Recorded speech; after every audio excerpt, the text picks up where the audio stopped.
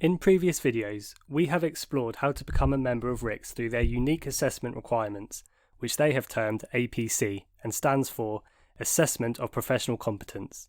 The final stage of the APC is an hour-long interview where the panel is made up of 2 or 3 qualified assessors, with one acting as the chairperson. Now, this may seem slightly daunting to a lot of people embarking on their APC, but try not to worry. We have 8 top tips in order to help you prepare for the interview and come away with a coveted membership you have been striving towards. The structure of the interview starts with a 10-minute presentation by you on your case study, followed by questioning by the assessors on first your presentation and then mandatory competencies, ethics, and rules of conduct. Before we dive in, we wanted to give something back to our loyal community. If you're a QS, you will understand that you spend most of your working life on Excel. To make your job more efficient and less painful, we have created and compiled the most useful and time-saving templates which are available from our website.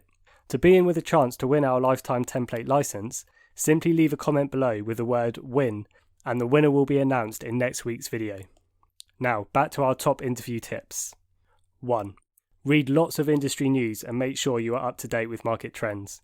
Look at what is happening in the industry currently and what the trends are pointing towards in the future to better understand the outlook.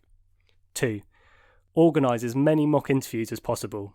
Whilst revision from textbooks and articles is essential and will provide the depth to your knowledge, it will not prepare you for a face-to-face panel interview. The technique of responding to questioning can only be learnt from practice.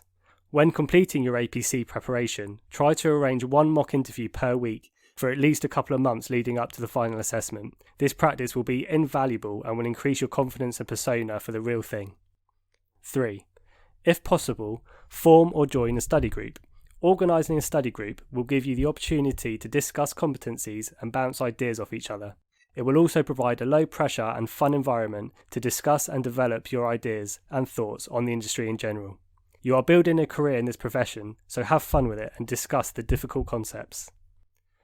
4. Practice your presentation.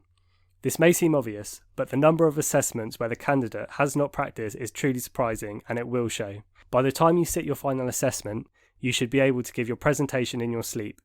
Your presentation sets you up for the rest of the hour, so make sure it is interesting and full of energy.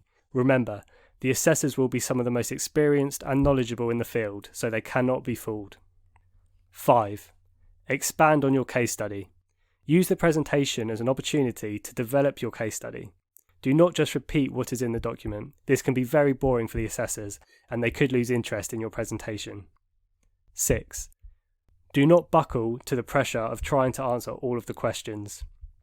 The APC is about assessing if you are a professional, and part of being professional is understanding and knowing your limits.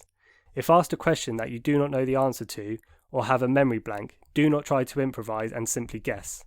It is entirely acceptable to tell the examiners that you cannot think of the answer, but will make a note of the question and come back to them. Part of the assessor's criteria that they will be judging you on is whether they would be comfortable in placing you in front of one of their clients. 7. Consider your visual aids carefully. RICS guidance states that you may use visual aids such as flip charts during the presentation. However, they are not mandatory. We would suggest that before you decided to use a visual aid, consider this. Does it add any value to my presentation? If the answer is no, then please do not use it. If you do decide to use a visual aid, then remember to keep the pages as simple as possible, avoid too many bullet points causing information overload. The human mind cannot listen and read at the same time very easily, so if there is a lot of text on your visual aid, chances are the assessor will be reading it instead of listening to you, or not reading it at all. 8. Try to enjoy yourself. This might sound hard to believe, but if you were to ask a newly qualified professional, many of them will say that by the end of the assessment, it felt like they were just having conversation with the assessors. Keep in mind, your assessors have all been through the same process and know how you feel. They really do want you to pass. Metroun, a commercial hub to your business.